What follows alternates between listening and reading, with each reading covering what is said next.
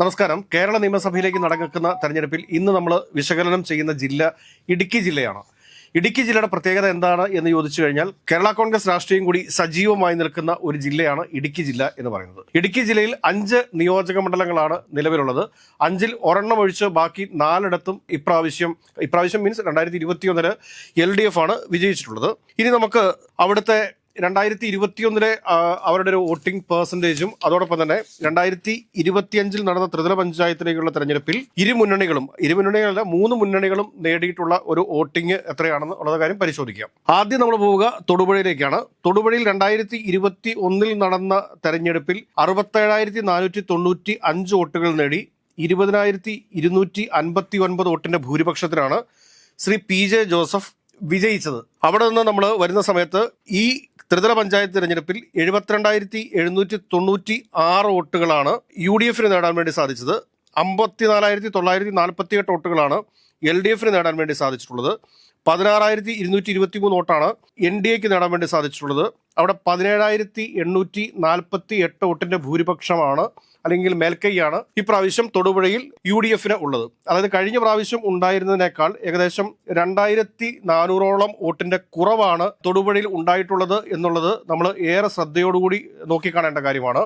അതോടൊപ്പം തന്നെ 2021 PJ ജോസഫിന് ഒപ്പം ഉണ്ടായിരുന്ന തൊടുപുഴ കേരള കോൺഗ്രസ് ജോസഫ് ഗ്രൂപ്പിന്റെ നിയോജക മണ്ഡലം പ്രസിഡന്റ് ഉൾപ്പെടെയുള്ള ആളുകൾ ഇന്ന് അദ്ദേഹത്തിന്റെ ഒപ്പം ഇല്ല എന്ന് വേണം നമ്മൾ മനസ്സിലാക്കാനായിട്ട്. അത് കൂടാതെ തന്നെ ഈ വാർദ്ധക്യത്തിലും താൻ മത്സരിക്കാൻ തയ്യാറാണ് എന്ന് പറഞ്ഞുകൊണ്ട് ഇപ്രാവശ്യവും 2026 നടക്കാൻ പോകുന്ന നിയമസഭാ തെരഞ്ഞെടുപ്പിൽ ശ്രീ PJ ജോസഫ് സാർ തന്നെയായിരിക്കും തൊടുപുഴയിൽ മത്സരിക്കുക എന്ന് വേണം നമ്മൾ കരുതാനായിട്ട്. ഏതൊക്കെയായാലും വലിയ ഒരു മത്സരമൊന്നും കാഴ്ചവെക്കാനായിട്ടുള്ള സാധ്യതകൾ വളരെ കുറവാണ്. UDF മേൽക്കൈയുള്ള ഒരു മണ്ഡലമാണ്. പക്ഷേ അവിടെ വേറെ ഏതെങ്കിലും തരത്തിലുള്ള അത്ഭുതങ്ങൾ, ഏതെങ്കിലും ഒരു കോൺഗ്രസ് വിമതനോ അല്ലെങ്കിൽ കേരള കോൺഗ്രസ് ജോസഫ് ഗ്രൂപ്പിൽ നിന്നുള്ള ഒരു വിമതനോ പുറത്തു വന്ന് PJ ജോസഫ് സാറിനെതിരെ മത്സരിക്കുകയാണ് എന്നുണ്ടെങ്കിൽ മാത്രമായിരിക്കും ഒരുപക്ഷെ ഒരു കനത്ത മത്സരത്തിലേക്ക് തൊടുപുഴ പോകുക എന്ന് വേണം നമ്മൾ മനസ്സിലാക്കാനായിട്ട്. അവിടെ നമ്മൾ ദേവികുളത്തേക്ക് വരുമ്പോഴത്തേക്ക് D രാജയാണ് 2021 അവിടെ വിജയിച്ചത്. 59,049 വോട്ടുകൾ നേടി ഏകദേശം 7,848 വോട്ടിന്റെ ഭൂരിപക്ഷമാണ് അവിടെ രാജയ്ക്ക് ഉണ്ടായിരുന്നത്. എന്നാൽ അത് നമ്മൾ ദേവികുളത്തേക്ക് 2025 ത്രിതല പഞ്ചായത്തിലേക്ക് നടന്ന തെരഞ്ഞെടുപ്പ് വെച്ച് നോക്കുന്ന സമയത്ത് UDF 57,420 വോട്ടുകളും 59,997 വോട്ട് LDF 6,957 വോട്ട് BJPക്കും അവിടെ UDF 5,423 വോട്ടിന്റെ ഭൂരിപക്ഷമാണ് ഉള്ളത്. എനിക്ക് തോന്നുന്നു ദേവികുളത്ത് നിയമസഭയിലേക്ക് നടക്കാൻ പോകുന്ന തെരഞ്ഞെടുപ്പ് ഒരു കനത്ത മത്സരം തന്നെ ആയിരിക്കും. അവിടെ UDF LDF തുല്യ സാധ്യതകളാണുള്ളത്. അതുകൂടാതെ ഇടുക്കി ജില്ലയിൽ ആദ്യത്തെ ഒരു റെഡ് അലേർട്ട് മണ്ഡലമായിട്ട് LDF കാണാവുന്ന ഒരു സീറ്റ് കൂടിയാണ് ദേവികുളം എന്നുള്ളത് കാര്യത്തിൽ ഒരു സംശയവും വേണ്ട. അവിടെ നിന്ന് നമ്മൾ നേരെ ഇടുക്കിയിലേക്ക് വരുമ്പോഴത്തേക്ക് ശ്രീ റോഷി അഗസ്റ്റിനാണ്. റോഷി അഗസ്റ്റിന് 62,368 വോട്ടുകൾ നേടി 5,573 വോട്ടിന്റെ ഭൂരിപക്ഷത്തിനാണ് കഴിഞ്ഞ പ്രാവശ്യം 2021 ഇടുക്കിയിൽ നിന്ന് മത്സരിച്ച് വിജയിച്ചിട്ടുള്ളത്. അവിടെ നിന്ന് നമ്മൾ ഈ ത്രിതല പഞ്ചായത്തിലേക്ക് വരുന്ന സമയത്ത് 65,982 വോട്ടുകൾ UDF LDF 50,232 വോട്ടുകളും അതോടൊപ്പം തന്നെ NDAക്ക് 11,496 വോട്ടും മൊത്തം 15,750 വോട്ടുകളുടെ ഭൂരിപക്ഷമാണ് UDF റോഷി അഗസ്റ്റിൻ LDF ആണെന്നുള്ള കാര്യം പ്രത്യേകം പറയേണ്ട കാര്യമില്ല. കേരള കോൺഗ്രസ് എമ്മിന്റെ സീറ്റ് കൂടിയാണ്. അവിടെ കഴിഞ്ഞ പ്രാവശ്യം റോഷി അഗസ്റ്റിൻ നേടിയിരുന്ന 62,000-ൽ നിന്ന് അദ്ദേഹത്തിന്റെ വോട്ട് 50,232 വോട്ടുകളായിട്ട് കുറഞ്ഞിട്ടുണ്ട്. റെഡ് അലേർട്ട് നൽകുന്ന ഒരു മണ്ഡലമാണ്. പക്ഷേ റോഷി അഗസ്റ്റിന്റെ വ്യക്തിബന്ധങ്ങൾ ഇടുക്കിയെ സുരക്ഷിതമായിട്ട് LDF എന്നതിനപ്പുറത്ത് റോഷി അഗസ്റ്റിന്റെ കൈവശം അത് സുരക്ഷിതമായിരിക്കും എന്ന് വേണം നമ്മൾ മനസ്സിലാക്കാനായിട്ട്. ഇടുക്കിയിൽ നമ്മൾ നേരെ ഉടുമ്പൻചോലയിലേക്ക് വരുമ്പോഴത്തേക്ക് അവിടെ ശ്രീ MM മണിയുടെ മണ്ഡലമാണ്. MM മണിയുടെ മണ്ഡലത്തിൽ കഴിഞ്ഞ പ്രാവശ്യം 77,381 വോട്ടുകൾ നേടി 38,305 വോട്ടുകളുടെ ഭൂരിപക്ഷത്തിന് മണിയാശാൻ വിജയിച്ച ഒരു മണ്ഡലമാണ് ഉടുമ്പൻചോല എന്ന് പറയുന്നത്.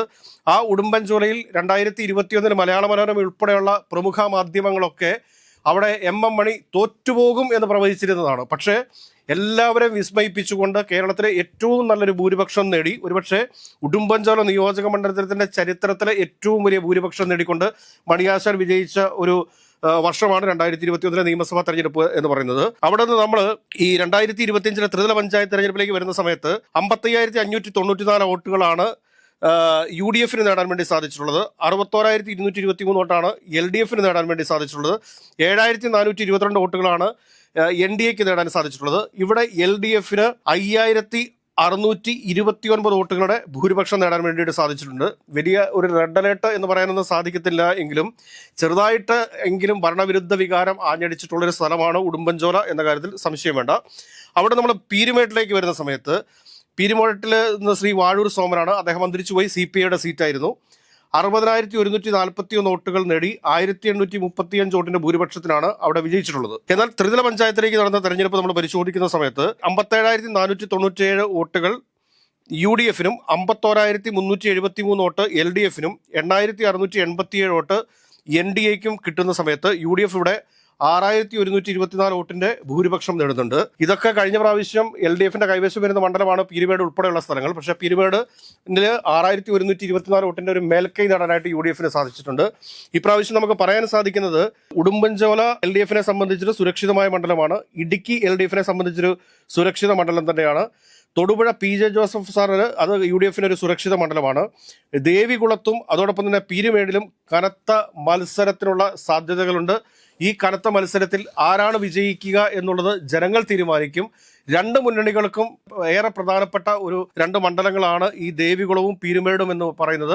കനത്ത ഒരു മത്സരം കാഴ്ചവെക്കാനായിട്ട് തീർച്ചയായിട്ടും അവിടെ ഇരു മുന്നണികൾക്കും സാധിക്കും എന്ന് വേണം നമ്മൾ കരുതാനായിട്ട്. കേരള കോൺഗ്രസ് ജോസഫ് ഗ്രൂപ്പും അതോടൊപ്പം തന്നെ കോൺഗ്രസ് നേതൃത്വവും തമ്മിൽ ഇടുക്കി സീറ്റിന് വേണ്ടിയിട്ട് നടക്കുന്ന തർക്കങ്ങൾ ഏതെങ്കിലും തരത്തിൽ ഇടുക്കിയിലെ വിജയപരാജയത്തെ സ്വാധീനിക്കുമോ എന്ന് നമ്മൾ പരിശോധിക്കേണ്ടതുണ്ട്.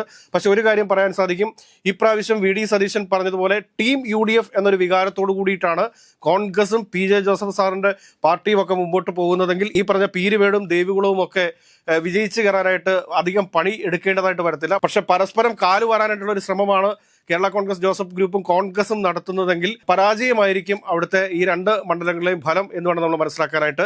ഏതെങ്കിലും ഇടുക്കിയിൽ റോഷി അഗസ്റ്റിനും അതോടൊപ്പം തന്നെ ഉടുമ്പൻചോലയിൽ MM മണിയും LDFന്റെ വെന്നിക്കൊടി പാറിക്കും എന്ന കാര്യത്തിൽ ആർക്കും സംശയമില്ല. PJ ജോസഫ് തൊടുപുഴയിലും UDFന് വേണ്ടിയിട്ട് വെന്നിക്കൊടി പാറിക്കും എന്ന കാര്യത്തിൽ സംശയമില്ല. ബാക്കിയുള്ളത് ദേവികുളവും പീരുമേടുമാണ്. ഈ രണ്ട് നിയോജക മണ്ഡലങ്ങളിൽ കനത്ത മത്സരമായിരിക്കും നടക്കുക. വിജയം അവസാന നിമിഷങ്ങളിൽ മാത്രമേ നമുക്ക് പ്രവചിക്കാനായിട്ട് സാധിക്കുകയുള്ളൂ.